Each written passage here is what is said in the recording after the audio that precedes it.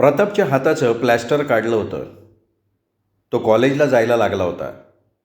दुपारनंतर तो पक्ष कार्यालयात बसत होता. आमदार आनंदराव घोलपांच्या चिरंजीवांचं बेंगलोरला गुडघ्याचं ऑपरेशन झालं, पण डॉक्टरांच्या प्रयत्नांना यश आलं नाही. गुडघ्याच्या वाटीचे तुकडे तुकडे झालेले होते. जयेश आता आधाराशिवाय उभा राहू शकत नव्हता. पाय उचलताना अगणित वेदना होत होत्या. विजयमाला मोकळेपणानं बोलण्याचा प्रयत्न करत होत्या. आल्या गेल्यांची उडबस करत होत्या, पण त्यांच्या मनात एक शल्य होतंच. अलीकडे विजयकुमार कधीतरी उगवत होते. पक्षाच्या कार्यालयात तो यापूर्वीही जात नव्हता. आताही तेच सुरू होतं. आणि त्याहीपेक्षा भयंकर म्हणजे विजयकुमार आमदार आनंदराव घोलपांच्या जाहीर कार्यक्रमात दिसायला लागला होता. आनंदरावांचा सहकारी म्हणून तो वावरायला लागला होता. आमदार आनंदराव घोलप विजयमालांचे राजकीय विरोधक. असू शकतो ना विरोध, पण आईशी विरोध आणि आईच्या विरोधकाला सहकार्य. स्वातंत्र्य आहे. विचार स्वातंत्र्य, संघटन स्वातंत्र्य, भाषण स्वातंत्र्य प्रत्येक व्यक्तीला घटनेनं दिलं आहे, पण नैतिकतेच्या दृष्टीनं आईच्या विरोधी पक्षाला सहकार्य करणं हे काही योग्य नव्हतं. आमदार आनंदराव घोलपांना माहिती होतं की येत्या निवडणुकीत विजयमाला आपल्या विरोधात उभ्या राहणार.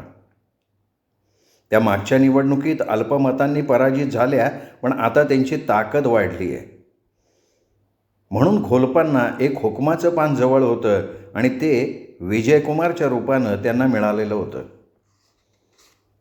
युद्धात आणि निवडणुकीत नीती अनिती, धर्म अधर्म पाळले जात नाहीत. जो जिंकतो तो सिकंदर. कसा जिंकला याला कोण विचारतंय? जिंकला हा शिक्का महत्त्वाचा. खरा योद्धा कोण? जो परपक्षातल्या मान्यवरांचे वीक पॉईंट शोधतो आणि मर्मावर घाव घालतो. विजयकुमारचा वीक पॉईंट होता व्यसन. व्यसनी माणूस त्याच्या व्यसनासाठी अमानुषपणे वागतो, वाटेल ते करतो. आमदार आनंदराव त्याच्यासाठी पाण्यासारखा पैसा खर्च करत होते. एखाद्या दुभत्या म्हशीला पाळावं ना तसं पाळलं होतं त्यांनी. सभा असेल, मीटिंग असेल ही मोजकी 4 वाक्य तो बोलायचा. आमच्या मातोश्री विजयमाला या स्वार्थी आहेत, स्वार्थी. घाणेरडं राजकारण करतात. सामान्य माणसासाठी आमच्या आईने काय नाही केलं. त्या भ्रष्टाचारी आहेत. मी त्यांच्या स्वार्थाला आणि भ्रष्टाचाराला काटाळलो आणि आमदार आनंदराव थोपटेंच्या मदतीला आलो. विजयकुमार वक्ता नव्हता. दिलेली 4 वाक्य तो बोलत असे. प्रताप हे ऐकून व्यथित होत होता. पण विजयमालांशी बोलावं कसं हा सुद्धा प्रश्न होता. काहीतरी आपणच केलं पाहिजे असं ठरवून त्यांनी विजयशी बोलायचं ठरवलं. अनेक वेळा प्रयत्न केला, पण तो एकटा सापडणं कठीण झालं. शेवटी एकदा ती संधी त्याला मिळाली. त्याचे 2-4 मित्र बरोबर होते.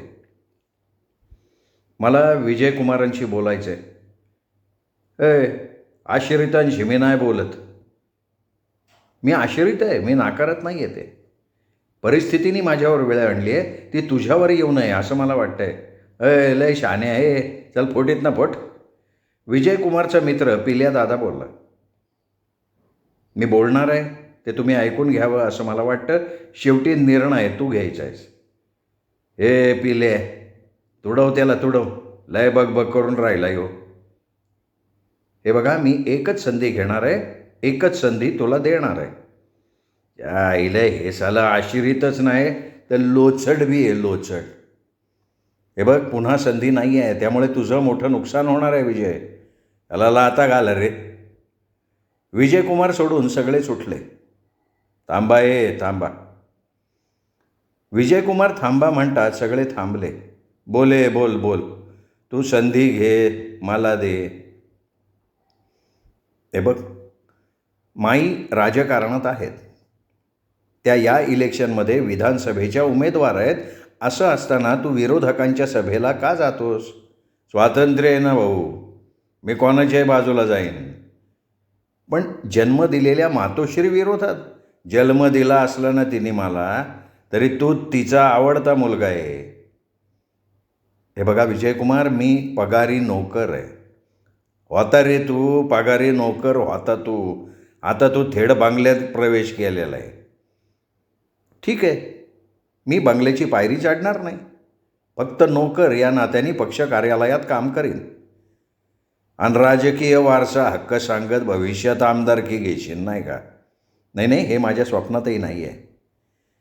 आणि तुमच्या मनात जर तसं असेल तर मी पक्ष कार्यालयात सुद्धा पाऊल ठेवणार नाही. हां, अट मात्र एक आहे, पक्ष कार्यालय तू सांभाळायचं, माईंची काळजी तू घ्यायची. अरे पण ह्या अटी घालणार तू कोण आहे? तेही खरंच आहे म्हणा. तुला अटी घालायचा मला अधिकार नाही आणि मलाही काही अटी बंधनं घालण्याचा तुला अधिकार नाही. ए धरा रे आला, याचा चिंबोळच करा त्याच्या, एक जण म्हणाला. हे बघा, एवढं सोपं नाही आहे ते. आत्ता हात लावून बघा, उद्या बाजारपेठेत फिरू शकणार नाही कुणी. आता प्रतापलाही जोर आला होता. त्याला माहिती होतं आपल्या पाठीची पोरं आहेत. तुम्हाला माहिती आहे मी कॉलेजचा GS आहे. अख्खं कॉलेज तुटून पडेल तुमच्यावर. ते कुरकुरतच राहिले. प्रताप म्हणाला, विजयकुमार माझं ऐक, एक भाऊ म्हणून सांगतोय. मी तिथे काम करतो, नोकर आहे मी. मला दुसरी कसलीही अपेक्षा नाही आहे. राजकारण नाही की कोणाच्या वारशावर माझा हक्क नाही. माई जा म्हणाल्या की मी निघालो. मिळणाऱ्या पगाराशी मी प्रामाणिक आहे. बस तू ये, सगळं कामकाज बघ, माईला मदत कर. मी तुला स्पष्ट सांगतो, वारसा हक्क तुझा, तू सगळ्याचा धनी. प्रताप निघून आला. प्रतापच्या बोलण्यात काडी मात्र संशय नव्हता, स्वार्थ नव्हता, हे त्या लोकांना कळालं. प्रताप याबाबत माईंशी काही बोलला नाही, कारण त्याचं कर्तव्य त्यांनी केलं होतं. सकाळी कॉलेजला गेला. गेटवर निलिमा उभी होती. ती धावत आली प्रतापजवळ. अगं काय झालंय, काय घाबरलीस काय एवढी? अरे आजोबांना ॲडमिट केलं आहे, बरोबर कोणी नाही, मला भीती वाटते. प्रताप निघाला. निलिमा त्याच्याबरोबर रिक्षात बसली. बाबूराव जगतापांना सलाईन लावलं होतं. बापू काय होतंय? प्रताप आलास, बरं झालं. अरे खूप थकवा आला आहे, चक्कर येते आहे. होईल, सगळं ठीक होईल, काळजी करू नका. आता काळजी एकच आहे, बस. प्रताप जवळ बसला. निलिमा तू जा, स्वयंपाकाचं वगैरे बघ. हो खरंच तू जा, मी थांबतो इथे. निलिमा निघून गेली. बापू मी डॉक्टरांशी बोलून येऊ? हो ये की ये. डॉक्टर, बापू म्हणजे बाबूराव जगताप, त्यांना नक्की काय झालं आहे? तुम्ही कोण त्यांचे? नाही, मी तसा त्यांचा कोणी नाही, पण मी त्यांचा भक्त आहे. त्यांच्या मुलाला लेकींना बोलवून घ्या. वरवर बघता त्यांना काही झालेलं नाही आहे असं वाटतं आहे, पण त्यांचं झालं आहे वय. औषधं त्यांना लागू पडत नाही आहेत. शरीर थकलं आहे. सलाईन इंजेक्शन्स हे वरवरचं आहे. कधीही हृदय थांबू शकतं. डॉक्टर, हे बघा असं कोणी स्पष्ट सांगणार नाही, पण त्यांच्याविषयी मी ऐकू नये म्हणून मी खरं ते सांगतो आहे. प्रताप पुरा गांगरून गेला. डोळे ओलावले, घसा कोरडा पडला. त्यांनी तोंडावर पाणी मारलं आणि बाबूरावांच्या कॉटजवळ गेला.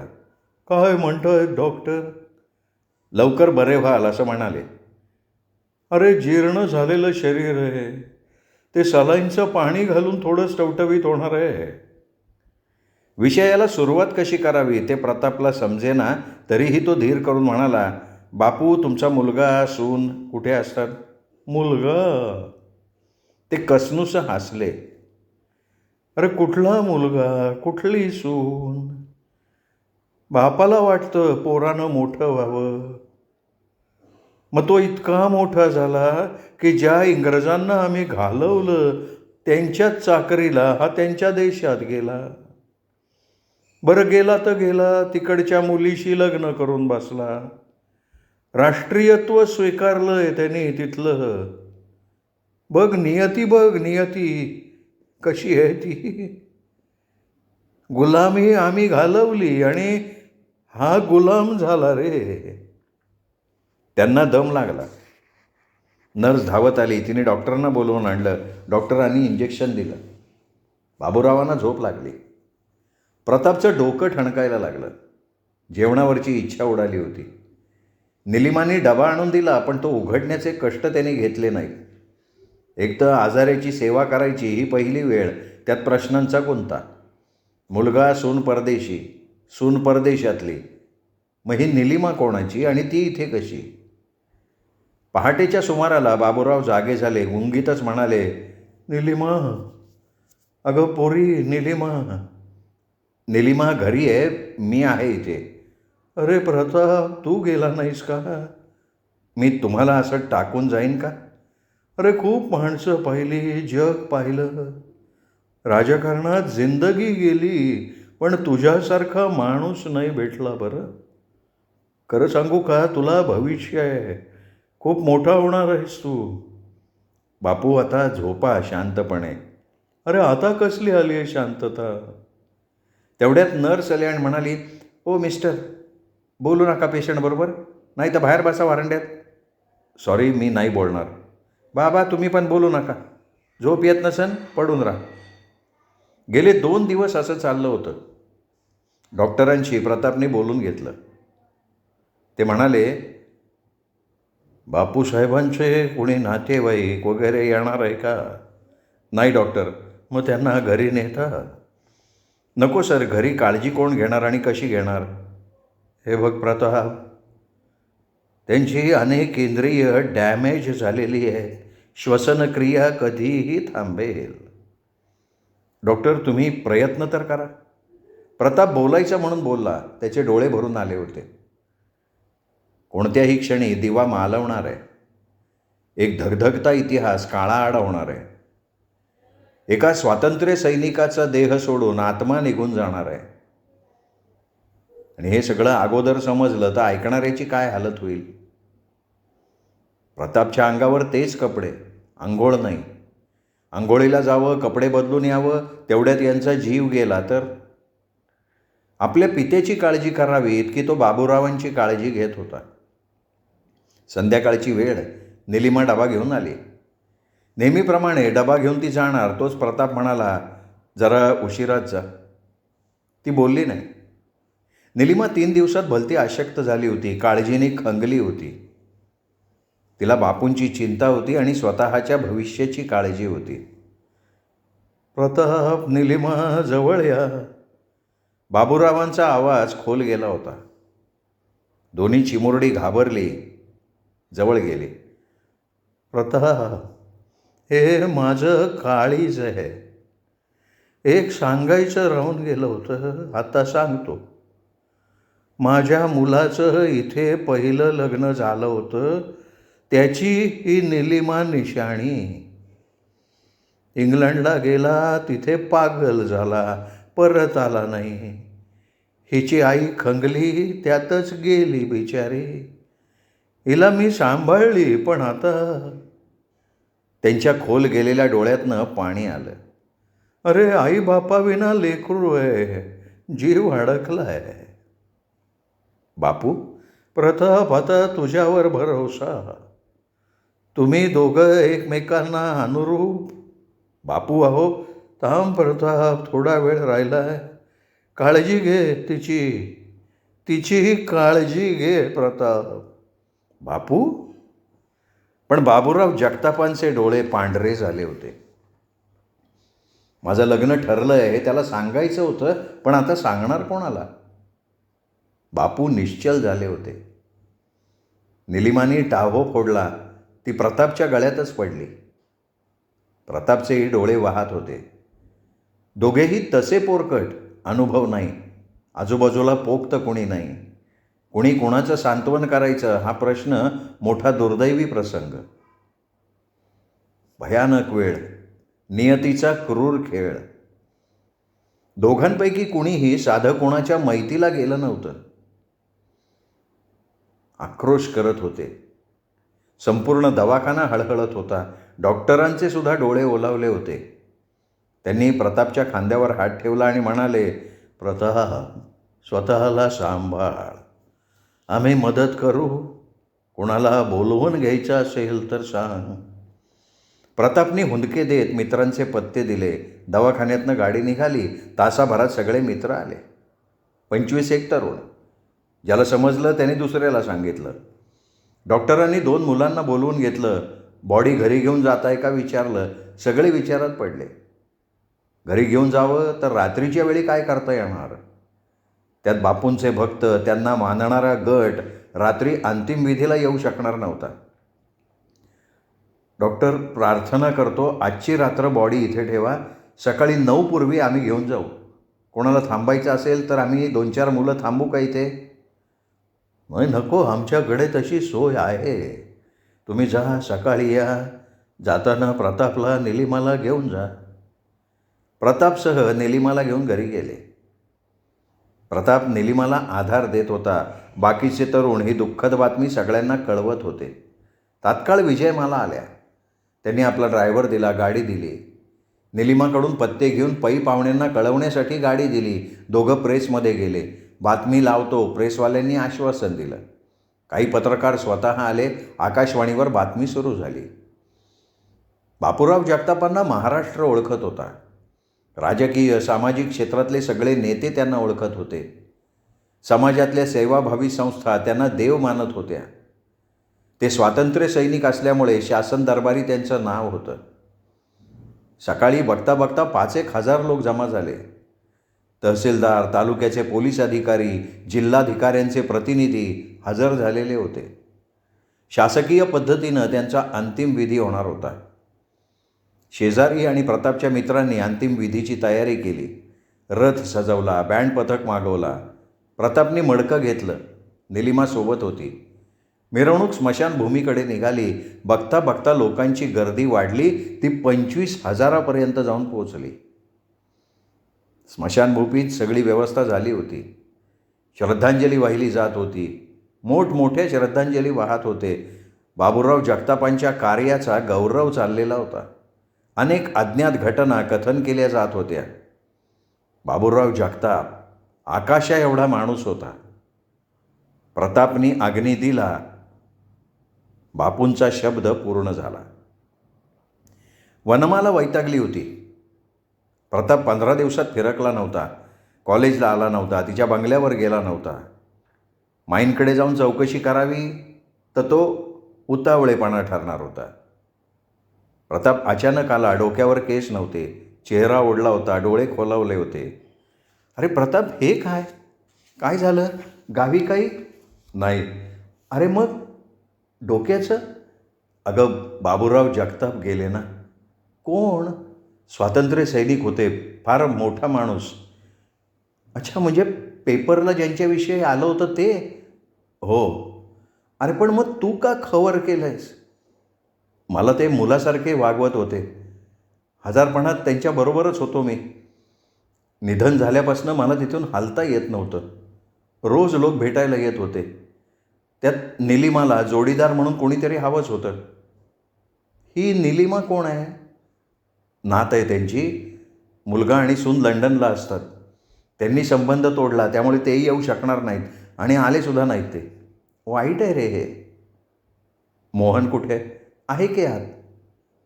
आपण दोघं जरा बाहेर जाऊयात. का रे, काही विशेष?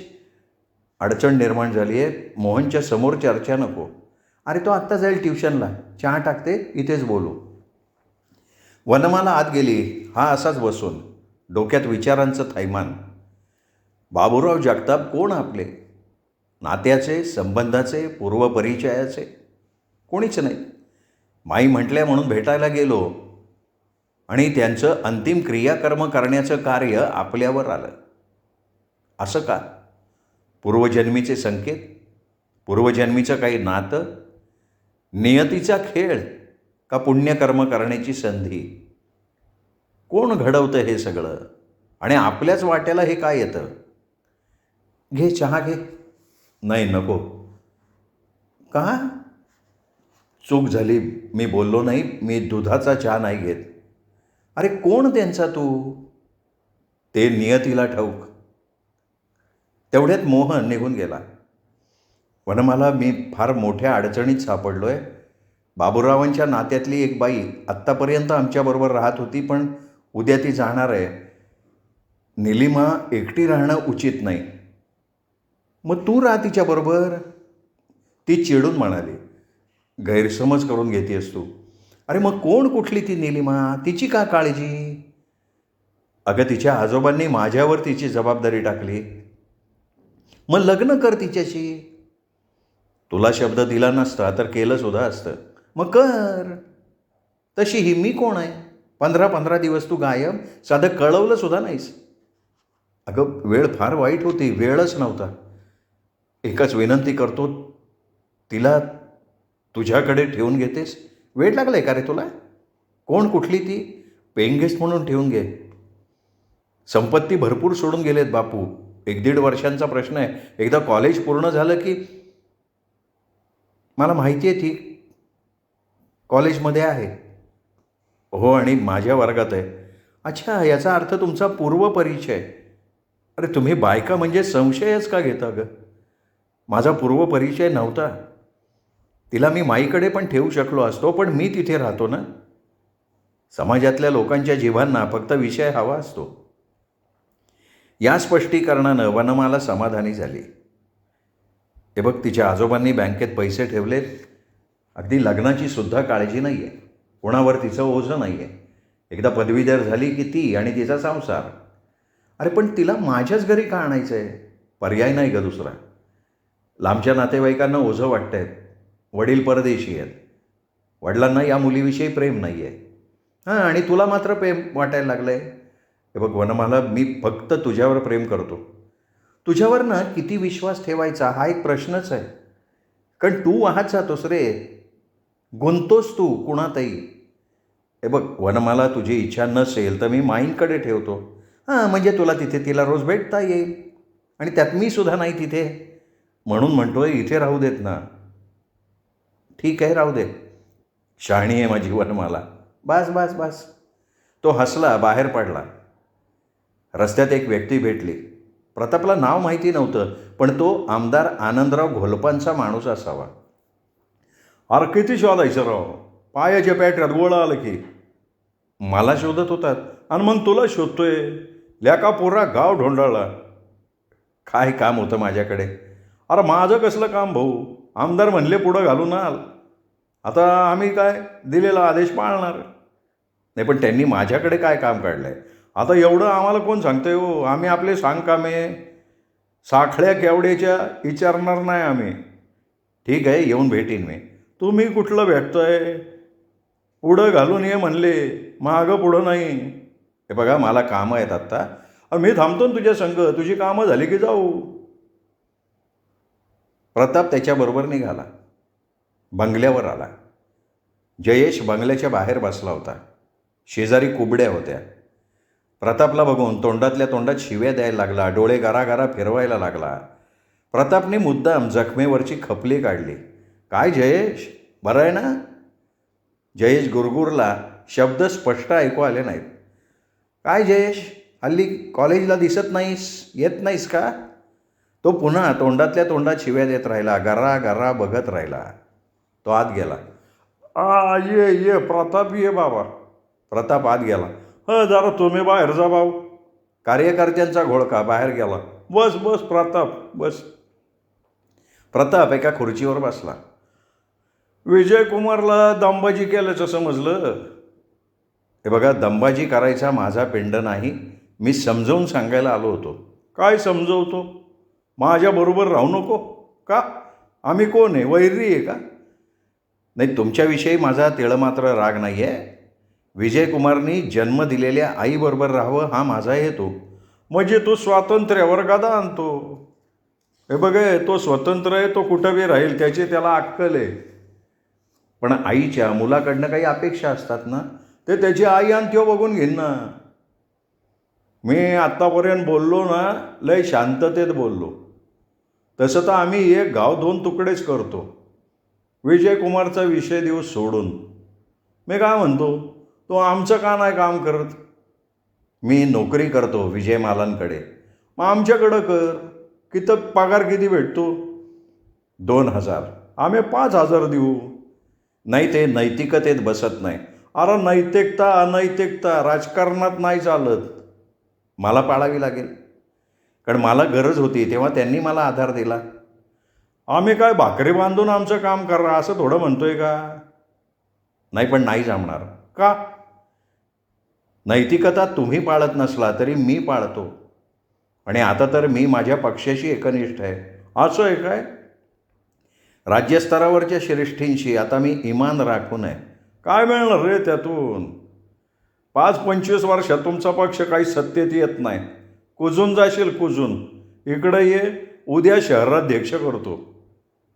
सर, शक्य झालं ना तर ही अशी पदं मी लोकांना भविष्यात वाटीन. आणि लक्षात ठेवा, सत्तास्थानी जनता बसवते, नेता नाही. लोकशाहीत मतदार सत्ता देतात. याचा अर्थ स्पष्ट आहे. मी आहे तिथे सुखात आहे. आम्ही आत्तापर्यंत तुझ्याकडे लय दुर्लक्ष केलं, इथून पुढं लक्ष घालू. आत्तापर्यंत आम्ही तुझ्या लय गोष्टी नजरेआड केल्या, आता बारकाईने लक्ष देऊ. ही धमकी आहे का इशारा आहे? दोन्हीही. ठीक आहे, मी दोन्हीलाही सामोरं जाईन. अरे वा, तुम्हाला वाटलं असेल हा घाबरेल, हातापाया पडेल, शरण येईल, मांडलिकत्व पत्करेल.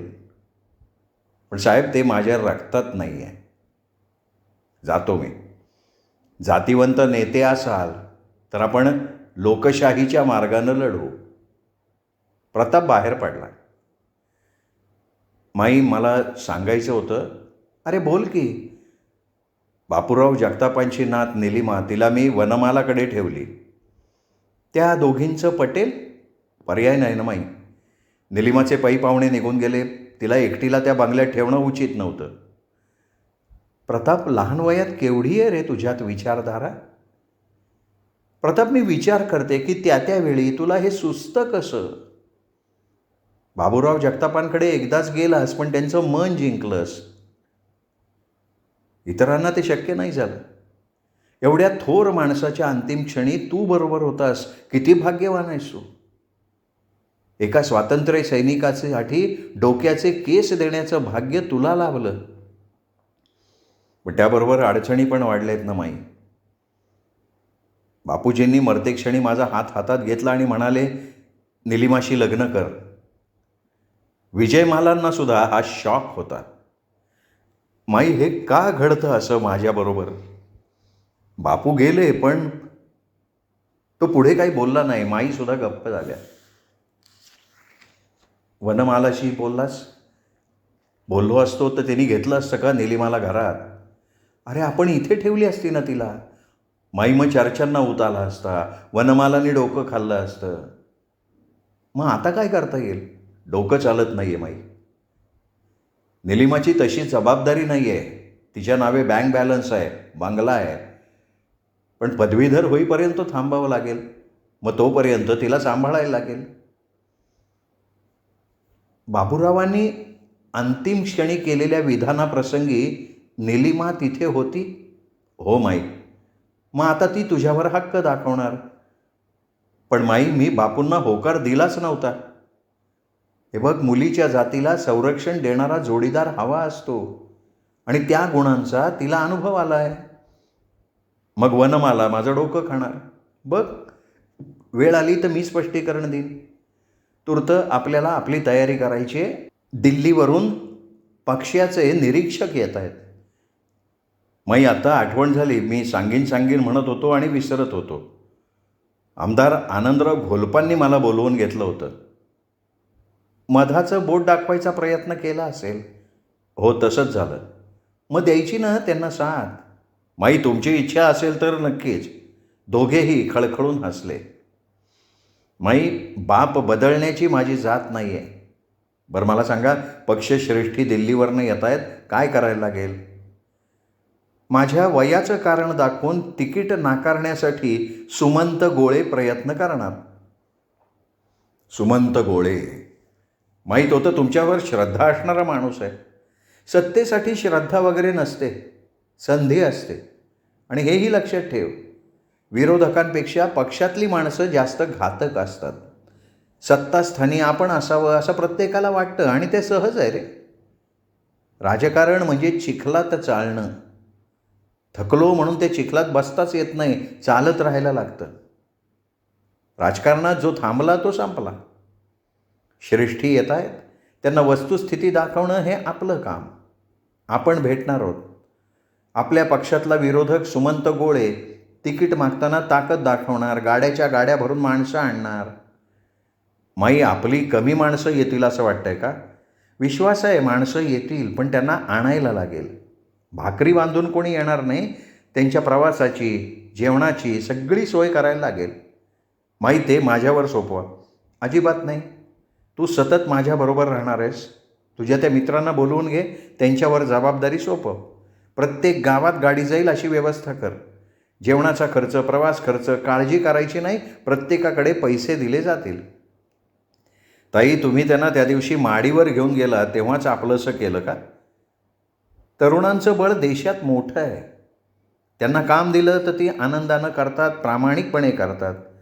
त्यांना बोलवून घे, हवे तेवढे पैसे घेऊन जा. तुम्ही त्यांच्याशी बोलणार नाही का? नाही, कारण तुझ्याशी ते मोकळेपणानं बोलतील ना, तसे माझ्याशी नाही ना. ठीक आहे माई, पण पैसे खूप लागतील हो. पेरणीच्या वेळी ना असा विचार मनात सुद्धा आणायचा नाही. माई, मी विश्वासाने जबाबदारी पार पाडीन. जबाबदारी मोठी होती. सुमंत गोळे त्याच्या परीनं काम करणार होता.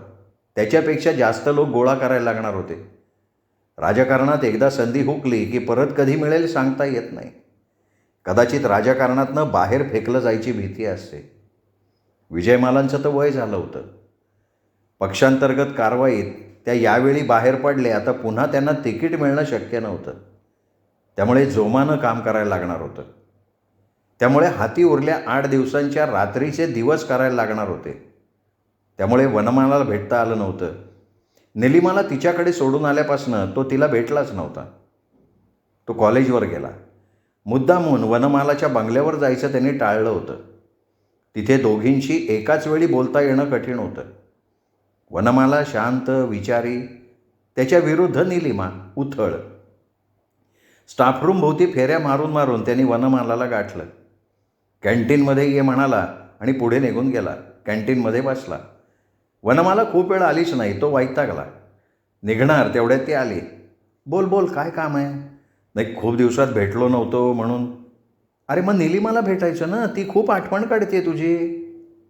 तिचा माझा काय संबंध आहे हे मी नव्यानं सांगायला पाहिजे का? हे बघ वनमाला, गैरसमज होतोय. माझं ऐक तू. ती पीडा माझ्याकडे नको. खोली घ्या, दोघं एकत्र राहा. वनमाला, मला असह्य झालं आहे रे. सहनशक्ती नाही आहे माझ्याकडे. अगं पण असं झालं आहे काय? सकाळपासनं एकच चालू असतं. माझा प्रताप असा, माझ्या प्रतापला हे आवडतं. तिला काय माहिती मी कसा आहे, मला काय आवडतं तिला काय माहिती. उठल्यापासून एकच, केवळ दुधाचा चहा प्रतापला आवडतो. प्रताप किती प्रेमानं बोलतो. प्रताप प्रताप प्रताप. डोक्यावर परिणाम झाला असेल तिच्या. तिला तुझं वेड लागलं असेल. पण मी आधीच वनमालाच्या प्रेमात वेडा झालो आहे. बास. हे बघ, तू तिला घेऊन जा. अरे घेऊन जाऊ तो मग ठेवू कुठे? अरे हे मी कोण सांगणार? घेऊन जा बाबा तू. हे बघ, ती तरुण आहे, अल्लड आहे, तिला एकटीला नाही ठेवता येत. मग तू लग्न कर, पण तिला घेऊन जा.